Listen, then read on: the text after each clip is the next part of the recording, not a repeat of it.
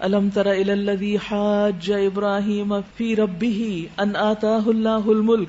یہاں یہی بات جو پیچھے کی گئی ہے اس کو مثالوں سے اب سمجھایا جائے گا کہ اللہ سبحانہ و تعالیٰ اپنے دوستوں کو کس طرح ہدایت کی طرف، نور کی طرف، روشنی کی طرف لے آتے ہیں، ان کے لیے خیر و بھلائی لکھ دیتے ہیں. فرمائے کیا تم نے اس شخص کے حال پر غور نہیں کیا جس نے ابراہیم سے جھگڑا کیا تھا علیہ السلام. ابراہیم علیہ السلام کون تھے؟ اللہ کے دوست. واتخذ اللہ ابراہیم خلیلا، اللہ نے ان کو اپنا دوست کہا ہے.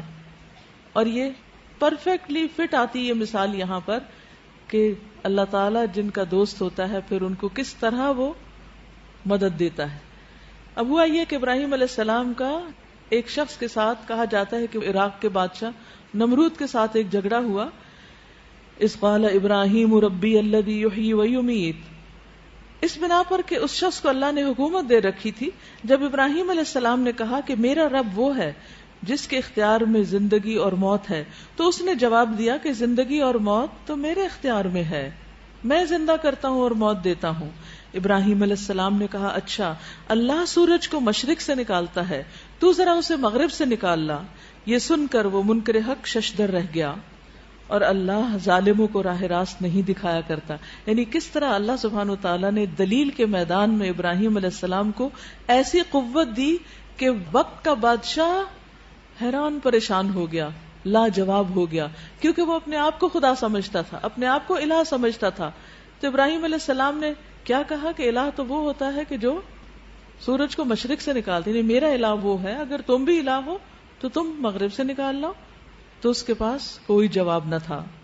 او کالذی مر علی قریۃ وہی خاویۃ علی عروشها، یا پھر مثال کے طور پر اس شخص کو دیکھو جس کا گزر ایک ایسی بستی پر ہوا جو اپنی چھتوں پر اوندھی گری پڑی تھی. اس نے کہا یہ آبادی جو ہلاک ہو چکی ہے اسے اللہ کس طرح دوبارہ زندگی بخشے گا. اس پر اللہ نے اس کی روح قبض کر لی اور وہ 100 برس تک مردہ پڑا رہا. پھر اللہ نے اسے دوبارہ زندگی بخشی اور اس سے پوچھا بتاؤ کتنی مدت پڑے رہے ہو. اس نے کہا 1 دن یا چند گھنٹے رہا ہوں گا. فرمایا تم پر 100 برس اسی حالت میں گزر چکے ہیں، اب ذرا اپنے کھانے اور پانی کو دیکھو کہ اس میں ذرا تغیر نہیں آیا. دوسری طرف ذرا اپنے گدھے کو بھی دیکھو کہ اس کا پنجر تک وہ سیدھا ہو رہا ہے، اور یہ ہم نے اس لیے کیا کہ ہم تمہیں لوگوں کے لیے ایک نشانی بنا دینا چاہتے ہیں. پھر دیکھو کہ ہڈیوں کے اس پنجر کو ہم کس طرح اٹھا کر گوشت پوشت اس پر چڑھاتے ہیں. اس طرح جب حقیقت اس کے سامنے بالکل نمایاں ہو گئی تو اس نے کہا میں جانتا ہوں کہ اللہ ہر چیز پر قدرت رکھتا ہے، اللہ ہر چیز پر قدرت رکھتا ہے. تو اللہ سبحانہ وتعالیٰ کس طرح اپنے بندوں کو دوسروں کے لیے ایک نشانی بنا دیتے ہیں کہ لوگ ان سے ہدایت پائیں. اور کس طرح جب انسان کے دل کے اندر کوئی شک آتا ہے، حالانکہ دل مان بھی رہا ہوتا ہے لیکن پھر بھی مزید یقین چاہتا ہے، تو اللہ تعالیٰ اس کو کس طریقے سے یقین دلاتے ہیں، اس کے لیے کیسی کیسی مثالیں قائم کر دیتے ہیں. اور تیسری مثال پھر ابراہیم علیہ السلام کی ہے. وَإِذْ قَالَ إِبْرَاهِيمُ رَبِّ أَرِنِي كَيْفَ تُحْيِي الْمَوْتَى، اس میں ابراہیم علیہ السلام کے دل میں بھی بس ایک سوال اٹھا تھا، ایک خیال آیا تھا. جتنے بھی انٹیلیجنٹ لوگ ہوتے ہیں ان کے دماغ کے اندر بہت سوال آتے ہیں، اور ایسا نہیں ہوتا کہ بعض اوقات وہ کوئی گستاخ ہو یا وہ مانتے نہیں، مان رہے ہوتے ہیں، ماننا چاہتے ہیں، لیکن اطمینان قلب کے لیے مزید پوچھتے ہیں.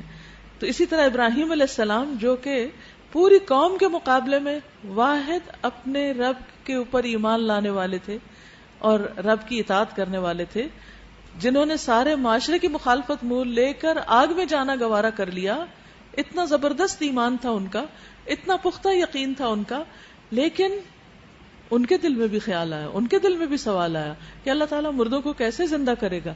تو اللہ کیسے اپنے دوستوں کو اندھیروں سے، یہ بھی ایک اندھیرا ہی ہے نا، اندھیرے سے روشنی کی طرف لے آتا ہے. اور وہ کس طرح؟ تو اللہ تعالیٰ نے فرمایا کہ ابراہیم کیا تو ایمان نہیں رکھتا؟ اس نے عرض کیا ایمان تو رکھتا ہوں مگر دل کا اطمینان درکار ہے. فرمایا اچھا تو 4 پرندے لے لو اور ان کو اپنے سے مانوس کر لو، پھر ان کا ایک ایک حصہ ایک ایک پہاڑ پر رکھ دو، پھر ان کو پکارو، وہ تیرے پاس دوڑے چلے آئیں گے. خوب جان لو کہ اللہ نہایت با اقتدار اور عزیز حکیم ہے.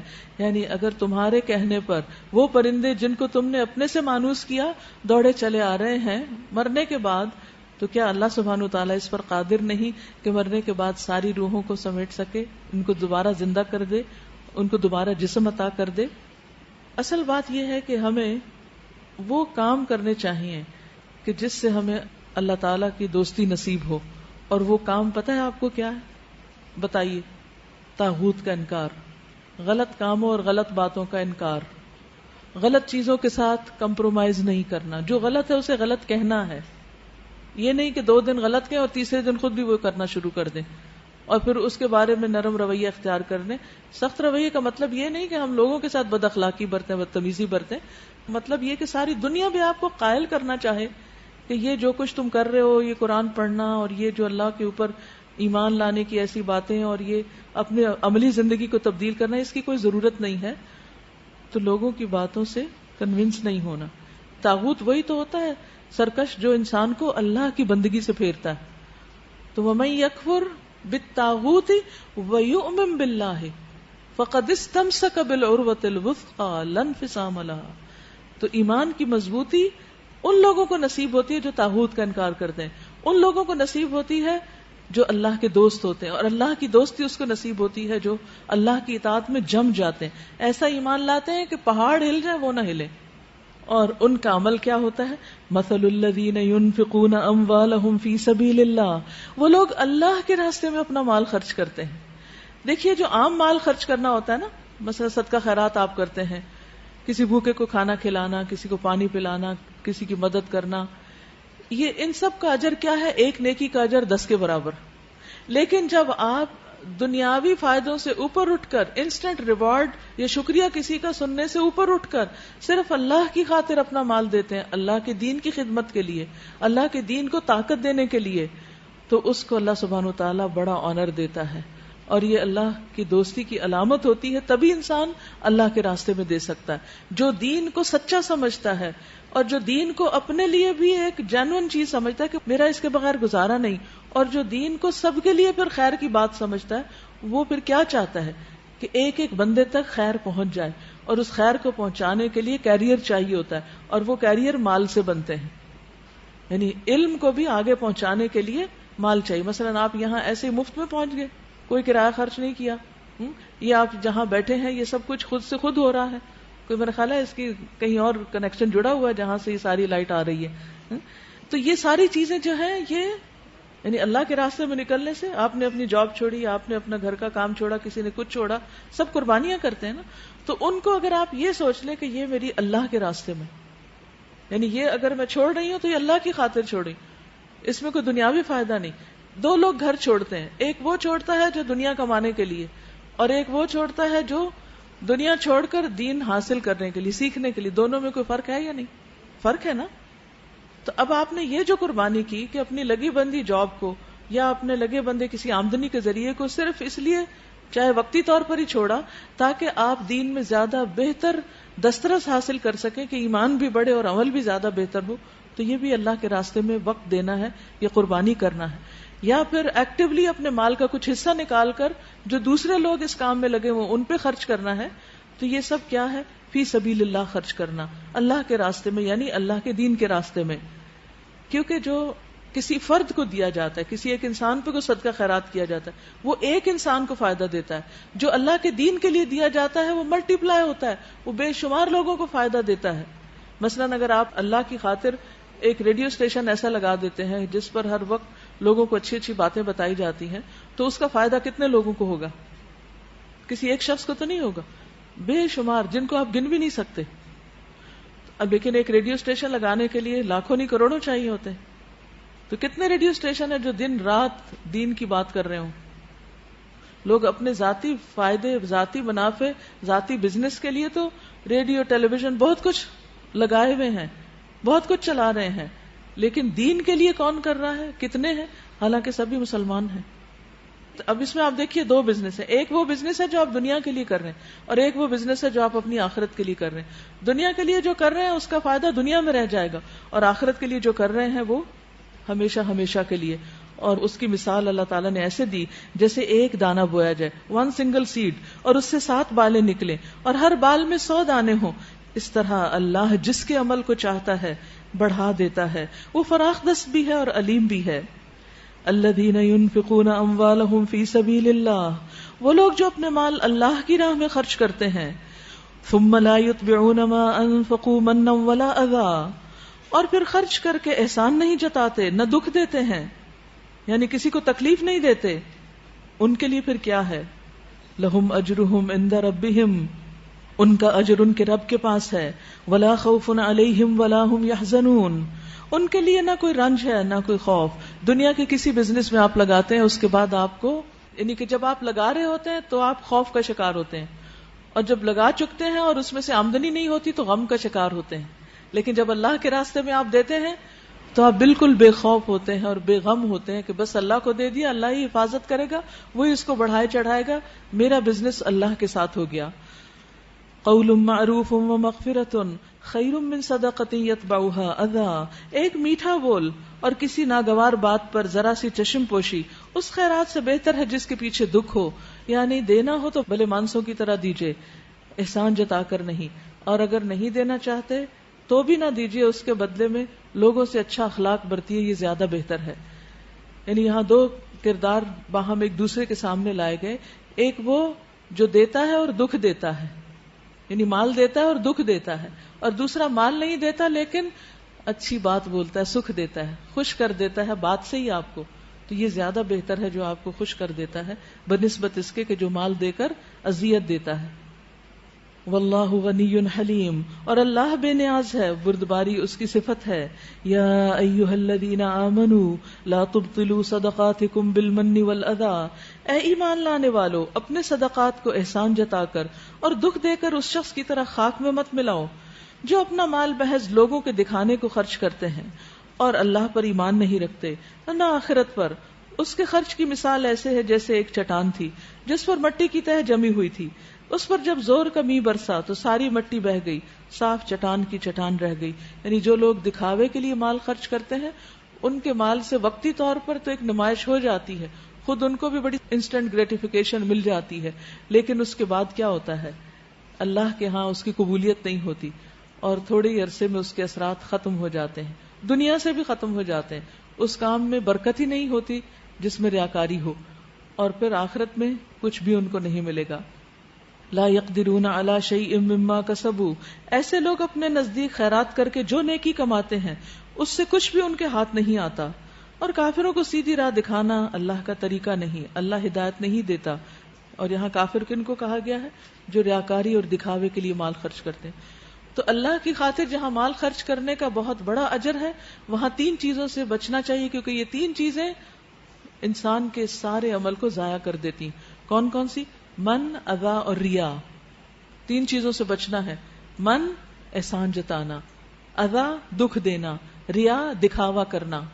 تو یہ تین ایلیمنٹس اس سے نکلیں گے تو ایک دانہ 700 دانے بنے گے، 1 روپیہ 700 روپے کے برابر بڑھ جائے گا۔ وَمَثَلُ الَّذِينَ يُنْفِقُونَ أَمْوَالَهُمُ ابْتِغَاءَ مَرْضَاتِ اللَّهِ وَتَثْبِيتًا مِّنْ أَنفُسِهِمْ كَمَثَلِ جَنَّةٍ بِرَبْوَةٍ أَصَابَهَا وَابِلٌ فَآتَتْ أُكُلَهَا ضِعْفَيْنِ فَإِن لَّمْ يُصِبْهَا وَابِلٌ فَطَلٌّ وَاللَّهُ بِمَا تَعْمَلُونَ بَصِيرٌ، بخلاف اس کے جو لوگ اپنے مال محض اللہ کی رضا جوئی کے لیے دل کے پورے ثبات اور قرار کے ساتھ خرچ کرتے ہیں، ان کے خرچ کی مثال ایسی ہے جیسے کسی بلند سطح پر ایک باغ ہو، اگر زور کی بارش ہو جائے تو دگنا پھل لائے، اور اگر زور کی بارش نہ بھی ہو تو ایک ہلکی پھوار ہی اس کے لیے کافی ہو جائے۔ تم جو کچھ کرتے ہو سب اللہ کی نظر میں ہے۔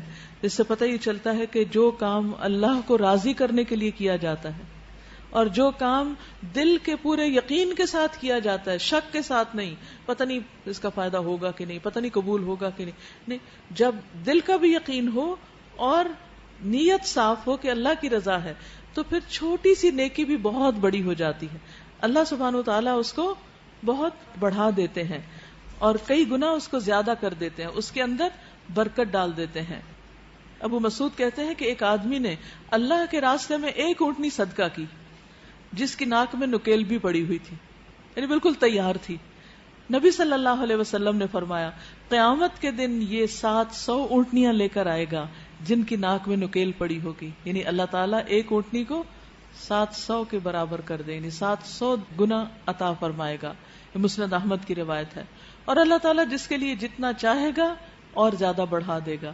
حضرت اسما کہتی ہیں کہ ایک مرتبہ نبی صلی اللہ علیہ وسلم میرے پاس سے گزرے میں اس وقت کچھ گن رہی تھی، کاؤنٹنگ کر رہی تھی اور ناپ بھی رہی تھی. آپ نے فرمایا اسما گن گن کے نہ رکھا کرو ورنہ اللہ بھی تمہیں گن گن کے دے گا. وہ کہتی ہیں کہ رسول اللہ صلی اللہ علیہ وسلم کے اس ارشاد کے بعد میں نے اپنے پاس آنے والے یا جانے والے کسی چیز کو کبھی گنا نہیں، اور جب بھی میرے پاس اللہ کا کوئی رزق ختم ہوا اللہ نے اس کا بہترین نعم البدل عطا کر دیا. یعنی گویا دوسرے لفظوں میں پھر کبھی ختم بھی نہیں ہوا. تو یہ ہے وہ برکت جو انسان اللہ کی رضا کے لیے، کیونکہ اللہ کے ساتھ حساب ہے نا، اس کے فرشتے گن رہے ہیں، ہم کیوں گننے میں اپنا وقت لگائیں؟ جب ہمارا کام دوسرے کر سکتے ہیں تو ہم کچھ اور کریں. رسول اللہ صلی اللہ علیہ وسلم نے فرمایا اللہ تعالیٰ اپنے بندوں کو نفع پہنچانے کے لیے کچھ لوگوں کو بطور خاص نعمتیں عطا کر دیتا ہے. یہ جو تلک الرسل فضلنا بعضهم ہے، تو کچھ لوگوں کو کچھ لوگوں کے مقابلے میں زیادہ مثلا ذہانت دے دیتا ہے، لکھنے کی قوت دے دیتا ہے، بولنے کی قوت دے دیتا ہے، لوگوں کو اچھی طرح سکھانے کی قوت دے دیتا ہے، مال دے دیتا ہے، اچھا مشورہ دینے کی صلاحیت دے دیتا ہے. یہ کوئی بھی نعمت اللہ تعالیٰ بندے کو عطا کر دیتا ہے. تو اللہ تعالیٰ اس بندے کے ذریعے کیا کرتے ہیں؟ باقی بندوں کو فائدہ پہنچاتے ہیں. اور اس بندے کو کس نے دیا ہوتا ہے؟ اللہ تعالیٰ نے دیا ہوتا ہے. تو اللہ تعالیٰ فرماتے ہیں اگر وہ خرچ کرتا ہے، وہ اوروں کو دیتا ہے، تو اس کے انعامات برقرار رہتے ہیں، اس کی نعمتیں برقرار رہتی ہیں، نعمت محفوظ رہتی ہے. اور اگر وہ رک جائیں تو اللہ تعالیٰ اس سے لے کر دوسروں کو دے دیتا ہے.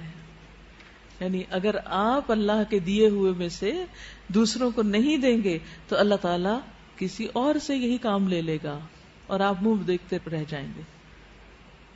تو دنیا میں بھی اگر انسان کو کسی چیز سے محروم ہونا پڑے تو کتنی ریگریٹ ہوتی، حسرت ہوتی، پریشانی اور ندامت ہوتی. اور اگر دین کے کام میں محرومی ہو تو اس سے بڑی کوئی محرومی نہیں. اور یہ محرومی کب آتی ہے؟ یہ بندوں کی طرف سے نہیں آتی. ہم بندے تو بظاہر ہمیں نظر آ رہے ہوتے ہیں نا، اس نے ہمارے ساتھ یہ کر دیا، اس نے یہ کر دیا. وہ بندے نہیں ہوتے، وہ دراصل پیچھے سے اللہ کا فیصلہ ہوتا ہے. تو ہمیشہ کچھ بھی آپ کے پاس ہو اسے خرچ کرتے رہیں، دیتے رہیں، اس سے بندوں کو فائدہ پہنچاتے رہیں. کیا ہے کی پوائنٹ؟ مجھے اپنی ذات سے دوسروں کو فائدہ پہنچانا ہے، مجھے نعمتوں کی حفاظت کے لیے دوسروں کو فائدہ دیتے رہنا ہے، دیتے رہنا ہے. اچھا دیتے رہنے میں بڑی مشکلات ہوتی ہیں، کیونکہ کبھی آپ کا نفس آپ کا ساتھ دیتا ہے، کبھی نہیں دیتا. کبھی آپ کا موڈ مزاج آپ کے موافق ہوتا ہے اور کبھی مخالف ہوتا ہے. کبھی آپ کو باہر کا ماحول موافق ملتا ہے، کبھی نہیں ملتا. کبھی جن کو آپ دے رہے ہیں وہ آپ کی تعریف کرتے ہیں اور کبھی آپ کے ساتھ بدتمیزی بھی کر جاتے ہیں. تو اس شخص کو دینا تو آسان ہوتا ہے جو لے کر شکر گزار ہوتا ہے، لیکن جو لے کر ناراض ہوتا ہے اور پوچھتا بھی نہیں اور الٹا تنگ کرتا ہے، پھر اس کو دینا مشکل ہوتا ہے. پھر انسان کیا سمجھتا ہے کہ مالک میں ہوں، پھر وہ خیر روک لیتا ہے، اور جو ہی خیر روکی گئی اللہ لے کر کسی اور کو دے دے گا. یاد رہے گی یہ بات؟ خیر کو روکنا نہیں، یہ بہتا پانی ہے جس کا سورس اللہ کی ذات ہے، وہاں سے آ رہا ہے اور اس میں سے آپ دے رہے ہیں. آپ یوں سمجھیں کہ جو مال یا جو صلاحیت آپ کے پاس ہے یہ دراصل کہیں سے آ رہی ہے، آپ کے پاس آ رہی ہے ایک نہر کی طرح. بیٹھے نہر کے کنارے پر، امیجن کریں، اور نہر کا پانی ختم ہونے والا نہیں جب تک کہ آپ اس میں سے دیے جا رہے ہیں، دیے جا رہے ہیں، دیے جا رہے ہیں، دیے جا رہے ہیں. لیکن جس دن آپ نے دینا روکا تو پیچھے سے سپلائی بھی بند ہو جائے گی. اس لیے دینا نہیں روکنا. یہ مت سوچیں کہ پھر میرے پاس کہاں سے آئے گا اور میرا ختم ہو جائے گا. نہیں ختم ہوتا، وہ آ جائے گا. جس نے پہلے دیا کیا اس کے پاس ایک ہی آپشن تھی کہ ایک چیز دے دی اور ختم ہو گئی؟ نہیں، وہ دینے والا 1000 طریقوں سے دے سکتا ہے. تو اس لیے تثبیتا من انفسہم. اور ویسے بھی دینا شکر گزاری کی علامت ہے. تو لئن شکرتم لازیدنکم، اگر تم نے شکر ادا کیا تو میں تمہیں اور زیادہ دوں گا. پھر فرمایا ایود احدکم، کیا تم میں سے کوئی ایک یہ چاہتا ہے ان تکون لہ جنۃ، کہ اس کا ایک باغ ہو، من نخیل و اعناب، کھجوروں اور انگوروں کا، تجری من تحتها الانہار، جن کے نیچے نہریں بہتی ہوں، لہ فیہا من کل الثمرات، اور اس میں ہر طرح کے پھل ہوں، یعنی ہر قسم کے پھلوں سے لدا ہو. واصابہ الکبر، اور جس وقت یہ باغ بالکل تیار ہو جائے تو اس شخص کو بڑھاپا آ پہنچے. وَلَهُ ذُرِّيَّةٌ ضُعَفَاءُ، اور اس کی اولاد بھی کمزور ہو، خود بوڑھا ہو، بچے کم سن ہو. اور یکا یک ہو کیا، فَأَصَابَهَا إِعْصَارٌ فِيهِ نَارٌ فَاحْتَرَقَتْ، کہ ایک تیز بگولے کی زد میں آ کر جھلس جائے، سارے کا سارا جل جائے. کذالک یبین اللہ لکم الآیات لعلکم تتفکرون. اس طرح اللہ تعالیٰ اپنی آیات بیان کرتا ہے تاکہ تم غور و فکر کرو. یعنی اگر تم یہ پسند نہیں کرتے کہ تمہاری عمر بھر کی کمائی بڑھاپے میں ایک لمحے میں جل کر راکھ ہو جائے، تو پھر تمہیں کیا نہیں کرنا چاہیے؟ اپنے اعمال کو ضائع نہیں کرنا چاہیے کہ خون پسینے کی محنت سے کمائی ہوئی مال و دولت یا اور چیزیں جو آپ کرتے ہیں ان سب کو ان 3 چیزوں سے ضائع کر دیں، اور عین اس وقت جب آپ کو ضرورت ہو آپ کے ہاتھ میں کچھ بھی نہ ہو. کون سی 3 چیزیں؟ من، اذا، ریا. تو ایسے شخص کی مثال دی گئی ہے کہ جو ساری زندگی دیتا ہے، کام کرتا ہے، لگاتا ہے، اور مرنے کے قریب ہوتا ہے کہ کوئی ایسا کام کر جاتا ہے جس سے اس کا سب کیا کرایا ضائع ہو جاتا ہے. اب آگے اس کو ضرورت ہے اپنے کیے ہوئے عمل کی کہ اس سے اس کو فائدہ پہنچے، لیکن اس نے تو وہ سب کچھ ضائع کر دیا. تو اس سے ایک بہت بڑا سبق ہم سب کو ملتا ہے کہ عمل کر کے اس کی حفاظت کرنا بھی ضروری ہے. جس طرح مال کما کر آپ اس کو سنبھال کے رکھتے ہیں، لاکس میں رکھتے ہیں اور دوسروں کی نگاہوں سے چھپا کے رکھتے ہیں، عمل کو اس سے بھی زیادہ چھپا کے رکھیے. کیا کہا میں نے؟ اپنے نیک عمل کو اس سے بھی زیادہ چھپا کر رکھیے، محفوظ کر کے رکھیے جتنا آپ اپنے دنیا کے مال کو چھپا کر رکھتے ہیں، محفوظ رکھتے ہیں، انڈر لاک اور دور پار خزانوں میں رکھتے ہیں کہ کہیں کوئی چور نہ لے جائے. تو شیطان ہمارے آس پاس منڈلاتا رہتا ہے اور وہ کیا چاہتا ہے کہ کام کر کے ہم اس کو ضائع کر دیں. پھر فرمایا یا ایھا الذین آمنوا انفقوا من طیبات ما کسبتم، اے لوگو جو ایمان لائے ہو، جو مال تم نے کمائے ہیں اور جو کچھ ہم نے زمین سے تمہارے لیے نکالا ہے اس میں سے بہتر حصہ راہ خدا میں خرچ کرو. ایسا نہ ہو کہ اس کی راہ میں دینے کے لیے بری سے بری چیز چھانٹنے کی کوشش کرو. یعنی ایک اور اصول سکھا دیا گیا کہ جب تم دیتے ہو تو اللہ کو دے رہے ہوتے ہو، بندوں کو نہیں دے رہے ہوتے. تو اللہ کو دیتے ہوئے شرماؤ، خراب چیزیں مت دو. حالانکہ وہی چیز اگر تمہیں کوئی دے تو تم ہرگز اسے لینا گوارا نہ کرو گے، الا یہ کہ اس کو قبول کرنے میں تم اغماض برت جاؤ. تمہیں جان لینا چاہیے کہ اللہ بے نیاز ہے اور بہترین صفات سے متصف ہے. شیطان تمہیں مفلسی سے ڈراتا ہے اور شرمناک طرز عمل اختیار کرنے کی ترغیب دیتا ہے، مگر اللہ تمہیں اپنی بخشش اور فضل کی امید دلاتا ہے. اللہ بڑا فراخ دست اور دانا ہے، جس کو چاہتا ہے حکمت عطا کرتا ہے، اور جس کو حکمت ملی اسے حقیقت میں بڑی دولت مل گئی. ان باتوں سے صرف وہی لوگ سبق لیتے ہیں جو دانش مند ہیں.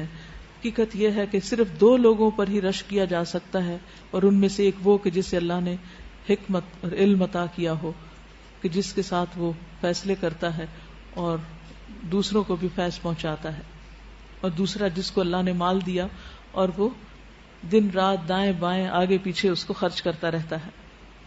وما انفقتم من نفقۃ او نذرتم من نذر فان اللہ یعلم، تم نے جو کچھ بھی خرچ کیا ہو اور جو نظر بھی مانی ہو اللہ کو اس کا علم ہے، اور ظالموں کا کوئی مددگار نہیں. اپنے صدقات علانیہ دو تو یہ بھی اچھا ہے، لیکن اگر چھپا کر حاجت مندوں کو دو تو یہ تمہارے حق میں زیادہ بہتر ہے. تمہاری بہت سی برائیاں اس طرز عمل سے محو ہو جاتی ہیں، اور جو کچھ تم کرتے ہو اللہ کو بہرحال اس کی خبر ہے. یعنی یہاں ایک اور بات یہ سمجھا دی گئی کہ مال کو دکھا کر دوسروں کے سامنے بھی دیا جا سکتا ہے، لیکن اگر مقصود ریاکاری نہ ہو. اور کچھ کام تو سامنے آ ہی جاتے ہیں، مثلا مال تو آپ پھر بھی چھپا کے دے سکتے ہیں، علم چھپا کے کیسے دیں گے؟ جس کو دیں گے اسے تو پتہ چلے گا.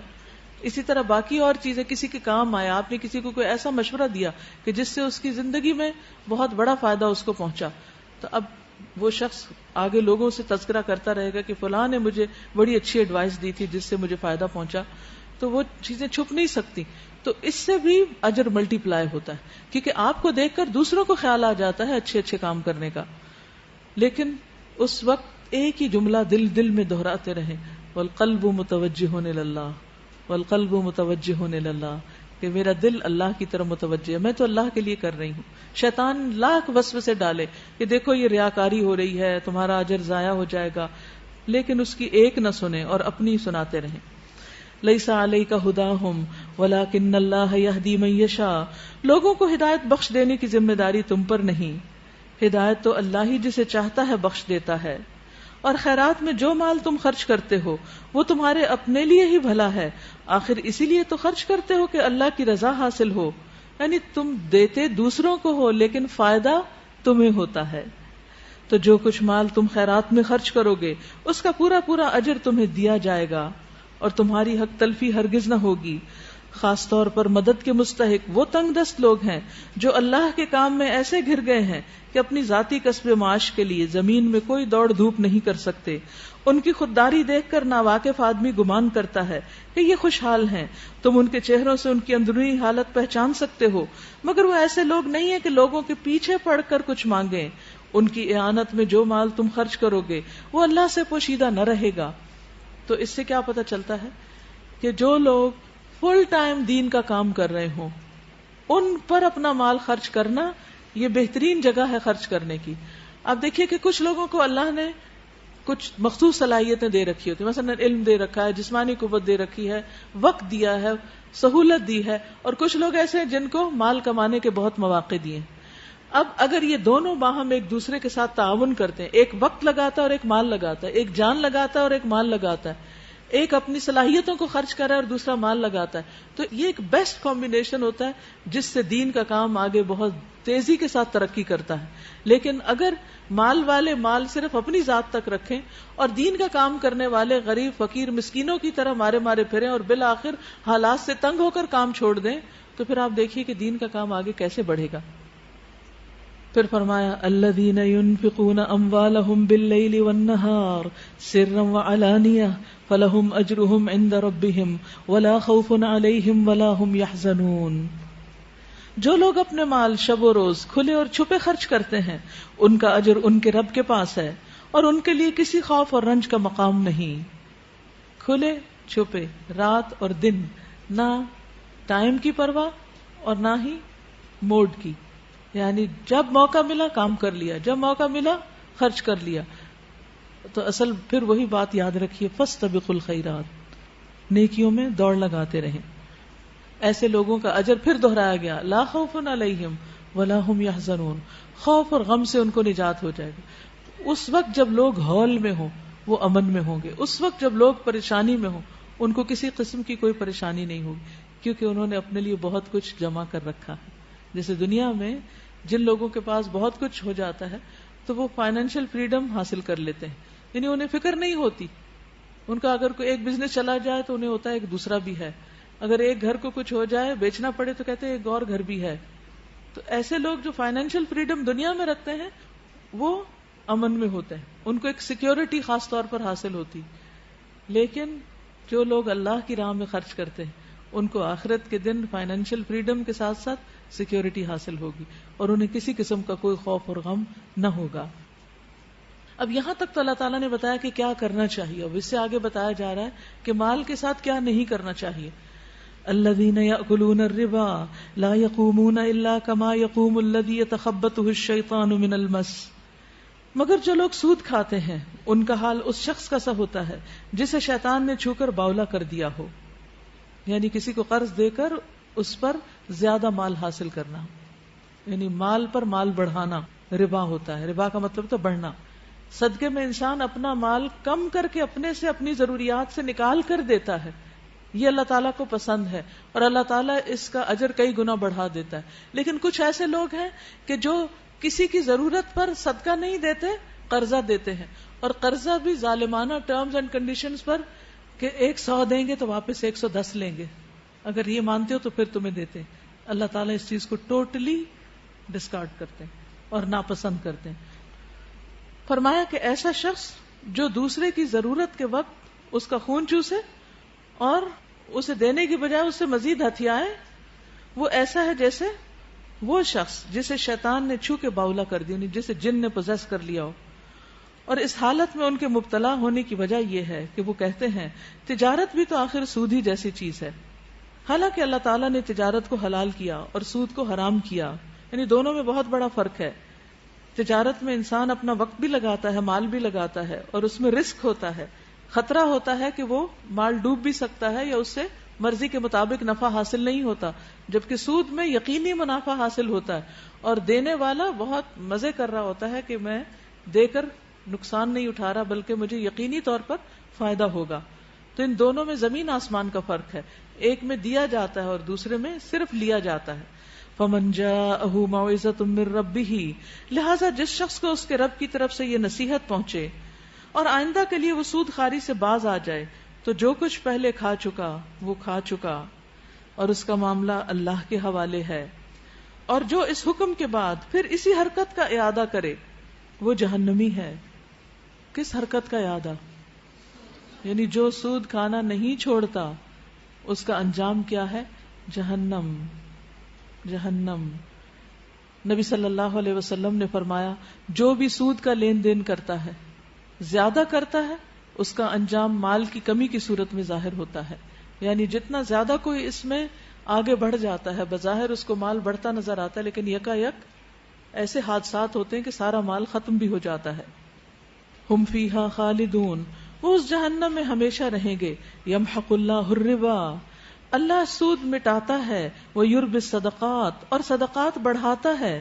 یعنی اللہ سبحانہ وتعالیٰ صدقات سے محبت رکھتا ہے اور صدقہ دینے والے کا مال بڑھاتا ہے، جبکہ سود سے بظاہر مال بڑھتا نظر آتا ہے لیکن اللہ تعالیٰ مسلمان سوسائٹی سے اس کو ختم کر دینا چاہتا ہے، کیونکہ اس سے سنگ دلی کے جذبات پیدا ہوتے ہیں، باہمی تعلقات خراب ہوتے ہیں اور پھر اس کے نتیجے میں بہت سی خرابیاں سامنے آتی ہیں. واللہ لا يحب كل کفار اثیم، اور اللہ کسی ناشکر بدعمل انسان کو پسند نہیں کرتا. ان الذین آمنوا وعملوا الصالحات، بے شک وہ لوگ جو ایمان لائے اور جنہوں نے نیک عمل کیے، واقاموا الصلاۃ، اور نماز قائم کی، وآتوا الزکاۃ، اور زکوٰۃ ادا کی، لہم اجرہم عند ربہم، ان کا اجر ان کے رب کے پاس ہے، ولا خوف علیہم ولا هم یحزنون، ان کے لیے کسی خوف اور غم کا کوئی مقام نہیں ہوگا، وہ خوف اور غم سے بچ جائیں گے. اب اس پارے سے آپ نے ان آیتوں کو خاص طور پر ہائی لائٹ کرنا ہے جن میں ایسے اعمال بتائے گئے ہیں جو انسان کو خوف اور غم سے نجات دیتے ہیں.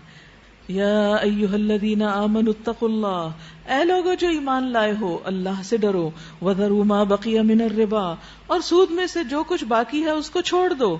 ان کنتم مؤمنین، اگر تم مومن ہو، یعنی اگر تم ایمان والے ہو تو سود کا لین دین چھوڑ دو، کیونکہ سود کے کھانے کھلانے سے انسان پر اللہ کی رحمت نہیں آتی، وہ اللہ کی رحمت سے دور ہو جاتا ہے.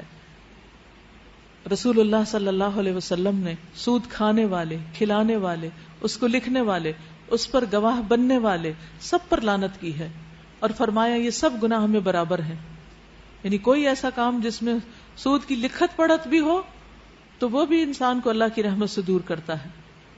رسول اللہ صلی اللہ علیہ وسلم نے فرمایا جب کسی بستی کے مکینوں میں زنا اور سود ظاہر ہو جاتا ہے تو وہ اپنے لیے اللہ کے عذاب کو حلال کر لیتے ہیں.